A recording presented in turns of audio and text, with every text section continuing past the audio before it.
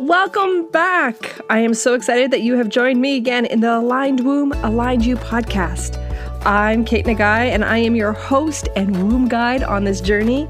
I'm here to help you to lean into the language of your menstrual cycle so that you can align yourself and awaken and activate to your womb wisdom to live the most inspired life. I am so excited to jump into this episode and to dive into today's topic. So let's get started. Today's topic is one of my favorite topics, and it is one that I have been itching to come on here and to share with all of you because it really has been something that has been super transformational for me. And it was one of the first steps that I took when I started to look at syncing my life to my cycle.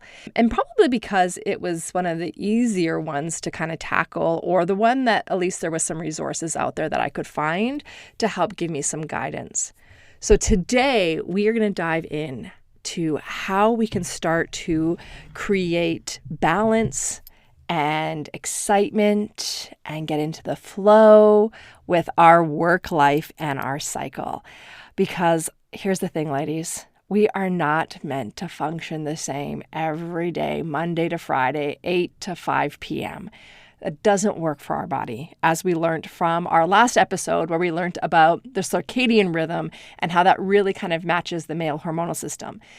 And the work schedule that has been laid out for us in society has really been one that reflects that hormonal system of the male's body, not of ours. And so today I'm here to blow your mind, to transform your thinking, and to get you to start to think outside the box of how can we start to even just play with the idea of syncing our work life to our cycle, even if our workplace is not set up or designed to support us this way. So the first thing I want to cover before we even jump into the different seasons is, why should we even care about this? Here's the reality, is that burnout and adrenal fatigue is more common in women, and that chronic fatigue syndrome affects women at 4 times the rate as men.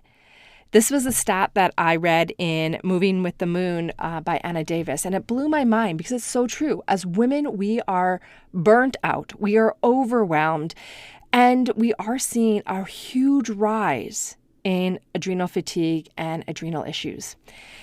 And this is wreaking havoc on our hormones. Realistically, when we look at the cortisol and how it's creating that stress response in the body, and how we're not allowing our body enough rest or pause, especially in those parts of our cycle where that stress response is a little bit more sensitive, we are adding to our hormonal imbalance just by the actions of creating that burnout sense in our body by not syncing our cycle. So they're calling this the time in our life where we're seeing more and more of what they call the superwoman syndrome, which is juggling all the demands of home life, juggling the demands of kids and our work without any traditional forms of support. So we used to have traditional supports as parents living with us, grandparents living with us, and having these resources that we could rely on within our home base to help offload us. And this superwoman syndrome is really us juggling all these demands of home, kids, and work without those forms of support. And then to add on a layer, we're not really getting the compassion or the support by our employers either. There's just this assumption that we should be able to continue on and that we should work exactly the same as our counterparts. And to be honest, us women have been powering through. And so this is all we've been taught. And I just like to think about what it could feel like if we didn't have to feel these burnouts or these big swinging shifts. So today's episode is all about teaching us about these dynamic shifts that are happening in our cycle and how with this awareness, we can create these shifts in how we're setting ourselves up in our work life. And, it's going to be very dependent on about what industry you work in and what your work schedule looks like. But there's going to be little nuggets of wisdom here, no matter what your job is, no matter what environment you work in, for you to begin to think of how can I apply some of this to my work life, to what I do as a career to create shifts.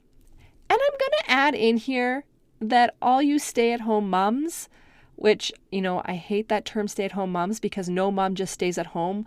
Every person who stays at home with their children has 110 things that they're juggling all the time to offset the home responsibilities so they don't fall on both people that are in that relationship or that partnership in the home. So, stay-at-home moms, I call that work-at-home moms. And you guys, this is something that can apply to your life as well. So thinking about, yes, you have the kids at home and so forth, but you can still structure some of this wisdom into what you set up as your to-dos or how you function or flow in through your daily life. So the reason we really want to look at this, regardless of what we do as a career, the rewards are that we have more balance, we have more self-compassion for ourselves, but for other women as well. Like this is us healing that sisterhood wound again. We are more efficient, we're in flow with our energy. We feel less competitive and feel that drive for competition because we all know that we have an important role to play and that we are most effective and in our best self when we are in flow with our hormones. And the other reward is that we have deep inner trust. So let's dive into the seasons and kind of look at what this might look like. So usually I always start off with winter when I'm talking about the seasons because that is kind of like this fertile void where we are having a death but also a rebirth process. But when it comes to work life, I always like to start off in the spring because I think this is the most relatable, is the spring season, because this is really what society wants us to stay in every day of every month and never shift out of this. So it's really easy for us to feel into the spring dynamic and what it offers and where we really thrive here. So in our spring, our inner spring, Miranda Gray would call this your dynamic phase, where Kate Northrup would call this your emergence. So both Miranda and Kate are two people who I follow and whose wisdom I use to integrate my work life into my cycle and cycle sync it. So these are two amazing women. I'll drop their resources down in the show notes for you guys because these are two books that I really love. Two different approaches, but really love. And I love their work. So in our spring, our dynamic phase or our emergence phase, this is the optimal time for us for mental focus, for concentration, for learning, for absorption, for researching, for structural thinking, and for physical stamina. So this is where we are emerging back out into the world. And when you can think of emergence, usually with emergence comes excitement and thrill and that fast-pacedness that we really just want to get out the gates, right? One thing that I always caution, though, is that with this rising emergence, to remember that each of these seasons, approximately, we have 7 days in them. So with the spring in particular, you might notice towards the last day or two of your winter and maybe the first day or two of your spring, there's still a little bit of slowness that is required here.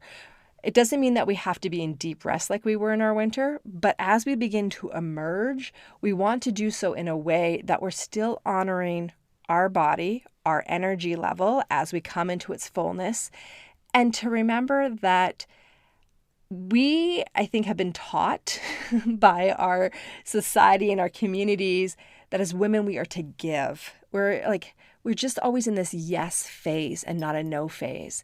And our spring really is a time that we feel this energy pull to saying yes to everything. But make sure that you're also saying yes to you and not just yes to everybody else. Because you might start to get resentful after a while of always saying yes to other people. And never taking into consideration your own feelings or what you need as a person. I always say, think of this as like a tree that's coming out of its winter phase and it's soaking up all that rain of spring and bringing in all that deep sun. And that process of the rain and the sun of spring is what helps grow the buds and create the bloom that we see in summer. So the more that we can just absorb here and absorb and utilize as needed, the better off we're going to be as we flow into our next season. So with our spring, this dynamic phase that we're in, if we've rested during our menstruation, we can usually now jump back into work life quite efficiently and tend to all those things that we've put off for those few days of rest that we needed in our winter phase. And we can do this really quickly due to our active stamina here. I know this was a hard thing for me for a long time as I was in my winter of just feeling like everything was going to add up and I was going to fall so far behind. But the reality is that if I rested and really took care of myself and allowed myself to be in that space of void, which we'll get into, then I was able to really effectively get things done quite quickly in my spring because I was already rested. I wasn't depleted. I filled up the fuel tank. So this is a great time for us to start our new projects that maybe we've dreamed about or that have come to the forefront of our mind through our intuition during our winter phase. Or it might be for us to go back and refine processes and do the next level of something that we're working on. This is a really great time where we can come out of the gates and with all these great, grand ideas and really begin the process of something. This is where we get the wheels going here. So in this phase in particularly, this is where we feel the most empowered, is in our spring phase. We often feel empowered in this phase because we are productive with our enhanced skills of that doing state that, society really loves and that we've been trained to be in. So that state of getting stuff done, it's really enhanced here. And this is often rewarded by our modern workplace. So we feel a lot of recognition. We feel a lot of validation here, which is why we feel so empowered as well. So this is the time where we really feel like a superstar. We have lots of stamina to meet all the expectations that are set on us by others or by ourselves. We have this awakened drive within us that really wants to put ideas into action. And we really feel the desire and the pull to get other people to buy into it as well. Like we get so excitable here. And our mental capacity here is operating at a really supercharged rate. Remember, estrogen's coming back in and it's priming that brain for, quick and critical thinking. It is priming it for language. Like our brain is turned on, especially in those very masculine characteristics of achievement and of goal setting. The other really big thing to remember here, as I kind of already have hinted at several times throughout this, is that our stamina is next level, which means that our energy is at a natural high here once we've come out of those rest days of menstruation. So don't be surprised if you really feel this natural high to start new projects, to catch up on leftover tasks, and to reinvent yourself or reinvent the projects or reinvent however it is that you're doing your work. This phase is a great time to catch up on those lower priority jobs also that we never seem to catch up on or that are always at the bottom of our to-do list. They're the things that we just don't really feel enthralled by doing. Sometimes here we have the stamina to really tackle them and get them done. And this is where we have that attitude of get it done. And we have the energy to really tend to those things. And interestingly enough, this is where we also need less sleep. So I often find that during this phase, I naturally feel more pulled to, or no, I shouldn't say pulled. I feel I lose track of time more easily here. So I can be working on something that's come to me and I'm so excited about it. And before I know it, I've invested so many hours into this task and I feel alive by what I'm doing. So it's not like, oh, I'm at the computer for ever here. Instead, it feels like, oh my gosh, this thing is coming out of me and I've got so many great ideas and this is going to be a game changer for how things are done. So this extra stamina that comes in us, it can make us feel like we have more to give for a longer duration of time without feeling that burnout. this is our starting phase. Like Kate Northrum says, this is our emergence. So this is a beautiful time to figure out what we are doing next with our life, to understand and establish our goals that we have for the month, and to really create a detailed map of the milestone actions that we want to have happen this month, or that we want to happen as big career goals. I always like to do a lot of my planning here for the month, or a vague plan for the month in this phase. I will go into my spring and go, okay, these are the ideas, these are things I want to accomplish, and I will assign my tasks for each season while I'm here. And this just gives me the ability to be able to know what tasks need lots of energy that I do in the spring, which tasks need more communication or for me to really be visible and present, and those are the ones I do in my summer. And then those tasks that need refinement or, more stillness, more creative energy, those are the ones I do in my fall. And then I always give myself space to just be and to really practice that being state and to work on nervous system regulation in my winter phase. When we look at the work life and how so much of what is expected of us, whether we put it on ourselves or our workplace puts it on us, is a lot of those objectives are kind of the objectives that are really marinated in this spring energy. Keep in mind that this visualization we see of ourselves and who we want to be and what we're going after, what our goals are, a lot of that can be dreamt up here and put into motion here. But know that you will need to take breaks from it, that you cannot keep pushing like this throughout your cycle, because this is what will create the burnout. And know that in this time, when we take more time to care for ourselves in our fall and our winter, we can make up some of that time here in our springtime as well. So just keep it in mind that the springtime is a time for us to give a bit more so that we can take back a bit more in the second half of our cycle. So our summer phase. Our summer phase is our expressive phase. This is what Kate Northrup would call our visibility phase. This is where we really want to be seen.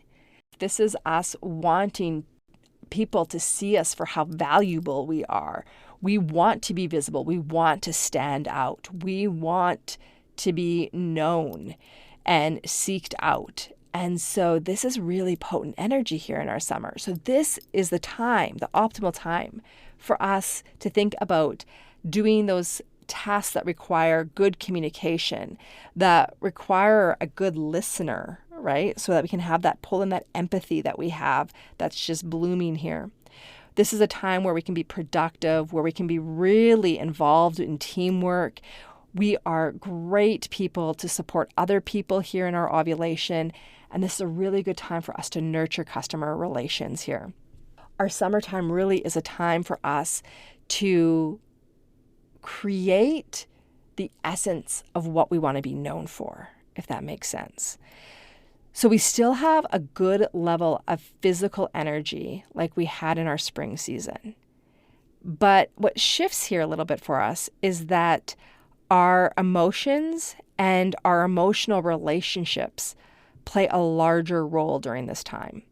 This is a time where we're not full of energy in the sense of I'm full of energy and I am going to throw all these ideas out there and to share like where we're going to go next. This isn't like the planning of the track.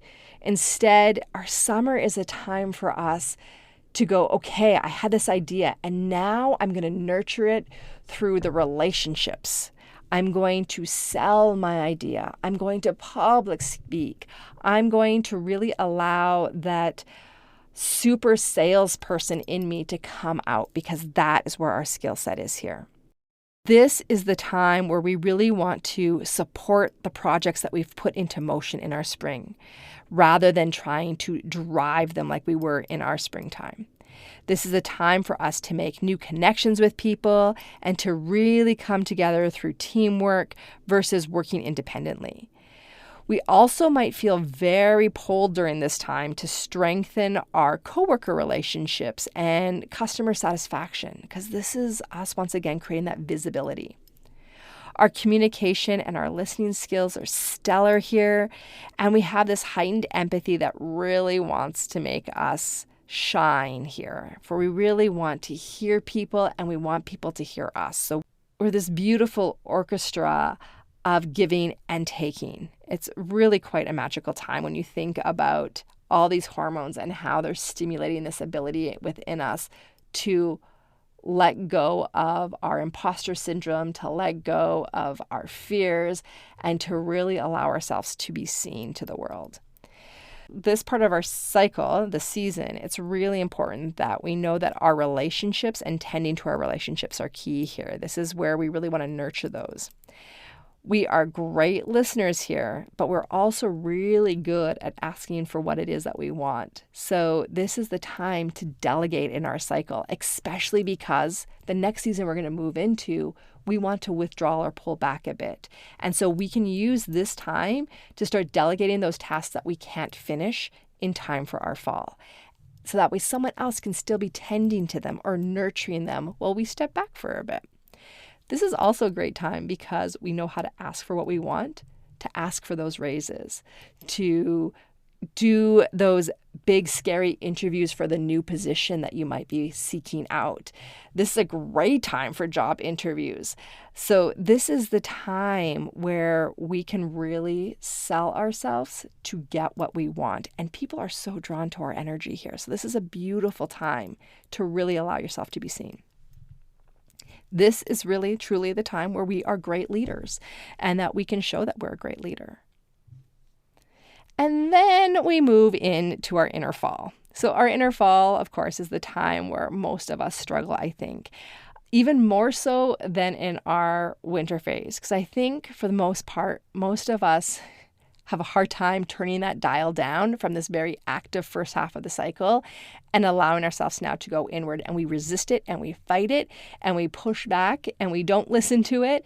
And so we struggle here. And then when winter comes, our body literally forces us to stop, which is why it might be a bit easier for us to deal with the winter per se than dealing with this fall season. Not to say that winter is always easy, just saying that I think this, in my personal opinion, is where I struggled the most and where I felt that I was just overwhelmed all the time. So the benefits of our fall phase, to reframe our fall, this is our power phase. This is our creative zone. This is where we really allow ourselves to show our abilities through creative thinking and out-of-the-box thinking. Kate Northrup calls this our cumulative phase. This is where we take everything that we put into motion and now we sit with it and we refine it and we really begin to allow it to evolve into something really beautiful. This is the refinement time. So this is the time optimally for us to really engage in creative or inspirational activities. This is the out-of-the-box thinking, the problem solving. This is where we can be very assertive and to really set boundaries around what needs to happen, right? This is sometimes what we call the PMS phase, but let's be honest, it's not PMS. It's just us being assertive. It's us going against what we're supposed to. We're calling in that inner no now rather than just the inner yes. And this really is the cleanup phase. I love my fall. This isn't the time when I bring out all those little sticky notes and I have them everywhere, because this is where I clean up the little pieces that have gotten missed or left behind in all my busyness in the first half of the cycle. So Miranda Gray, in her book, Optimized Woman, suggests that like the dynamic phase, we are more self-orientated and we can experience a lot of active desire and drive to do things here. But unlike the dynamic phase, this is the phase where we have reduced physical energy and stamina and we have stronger emotions. So this is a great time to shut our door and just be with our mind. You can get so much accomplished if you're just left alone and uninterrupted here. So this is really where we go solo. In the first half of our cycle, we're a little bit more team players, and this is where we're like, no, now I need to be by myself, to be with my mind, to be with my creative energies, and to really figure out the phases of things that need to be accomplished here, or to refine what I'm working on. So the luteal phase, or our inner fall, is that powerful phase of getting things done. You can feel the most pleasure at completing tasks or finishing projects during this time. It's really easy for us to stay focused and to have laser attention to those minute details. This is a great time for us to wrap up projects, bring things to a completion, do administrative type tasks, do our accounting, submit our monthly reports, finish your expense reports, like those little things that just need low energy to get completed and done and sent off. Our other big element here is that we are super creative and we're problem solvers here in this time.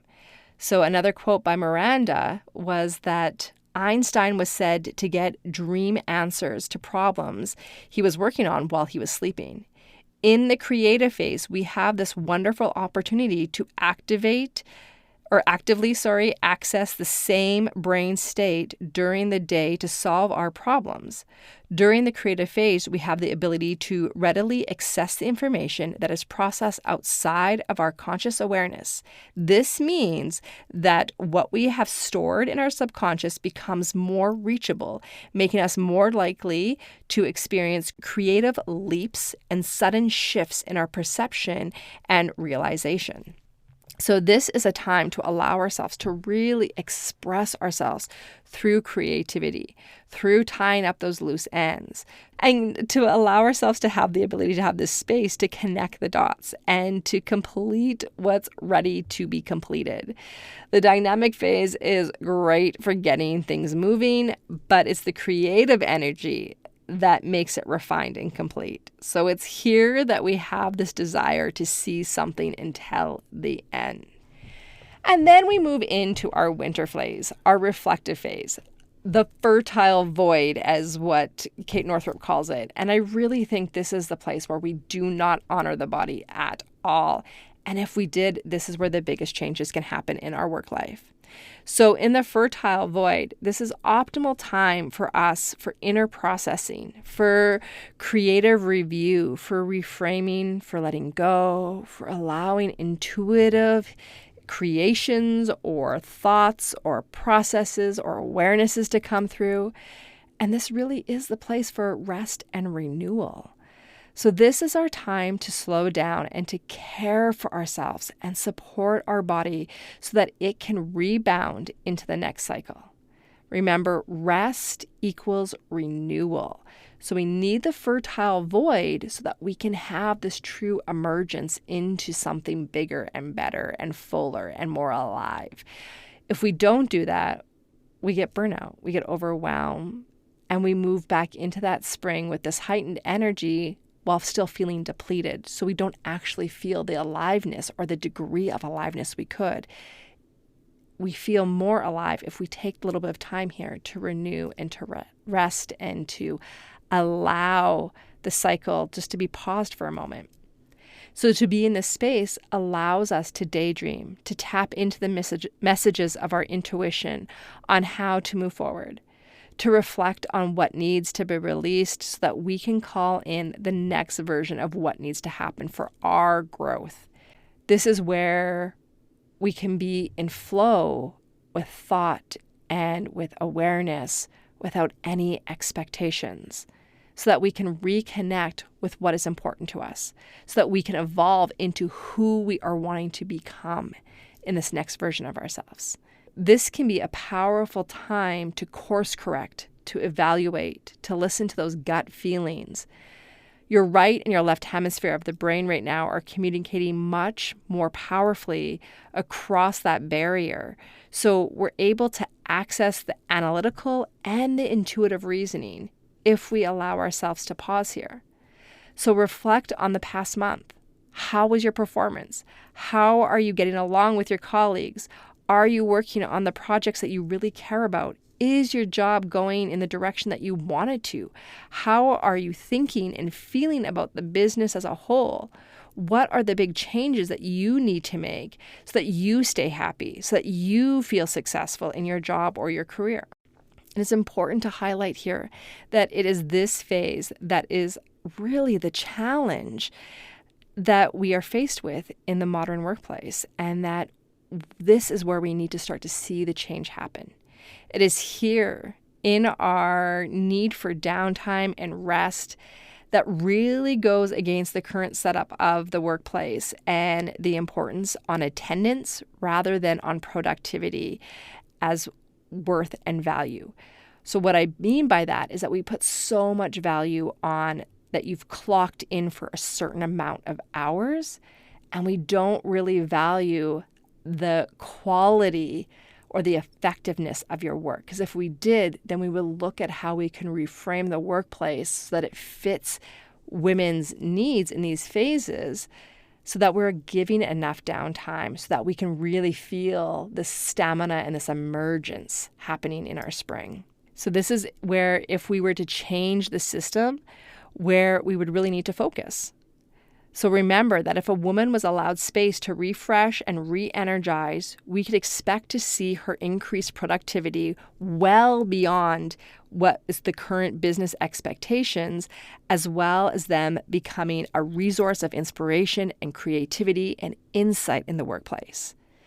So mentally forcing ourselves to be more active in the phases of our cycle can create and generate more anger, frustration, stress, overwhelmment, and these hormonal imbalances that are knocking us out and creating sick days or illness in the body. And so it's really important that we find ways to deal with the demands of the workplace in such a way that really supports this phase. The biggest lesson that we get from looking at these 4 seasons is remembering that the ultimate key to finding fulfillment through our work-life balance is that it requires 2 things. 1, it requires that we don't try to be everything at once. And the second is that we don't try to be the same throughout the month. And these are really hard because this is not what we have been taught to think about our work life and achievement and success. Living our work life cyclically, this does require us knowing our optimal times and knowing our cycle.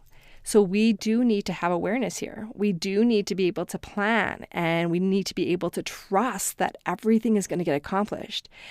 We need to feel that we have flexibility and we have compassion, so that way we can fluctuate and move in this cyclical way with those that are in our work-life container, know that who we are as a person and what our achievements are and what our goals are, looking at us as a whole person and not by the hours that we put in.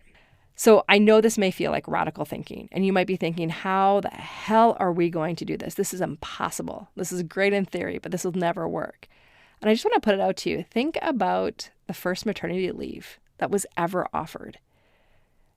And think of where we are now. I'm sure with that first maternity leave, when that was finally put into policy, every man in the workplace, and potentially a lot of women who did not get maternity leave with their kids, were like, this is ridiculous. I did it without. Or from the man's perspective, it might be, why do they need a whole year off? Like, this is ridiculous. We don't get a whole year off, right?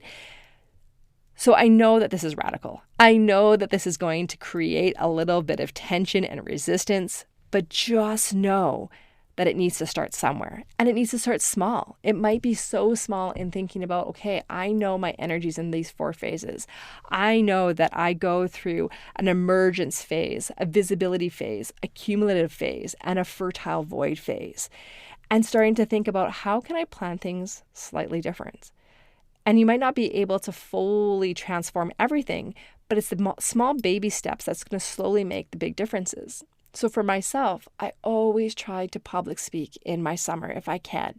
I don't always have full control over that. Sometimes I get speaking gigs that are in my fall or my menstruation, But the thing with that is that at least now I have the awareness. So when I do have to do a speaking gig and I'm in the middle of my period and I feel low energy, I know that I need to do some things to up my energy, like having maybe a little dance party before I go on stage.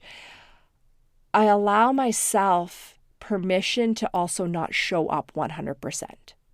I know I may stumble on words.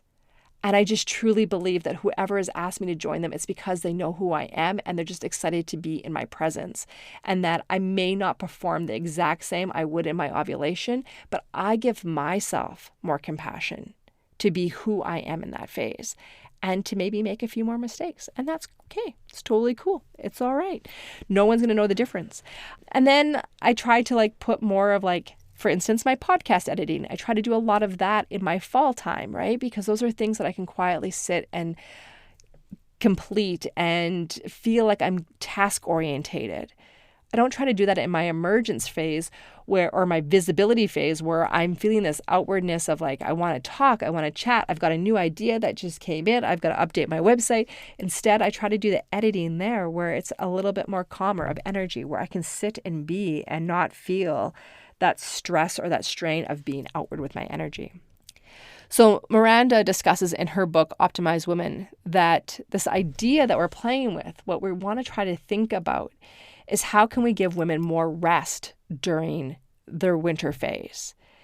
And what she suggests is that giving women 3 days off during their bleed is not so far out there when we think about the dynamic phase and the expressive phase being these times when energy is high and the mind and the body are more responsive. So just think that 3 days off would be equivalent to 21 hours. What if we added on 2 extra hours during those 2 weeks of our emergence and visibility phase, or perhaps just worked 1 extra day to make up for the time when our energy felt less abundant, when we felt that we needed to go into that rest phase, when we really need to honor our winter?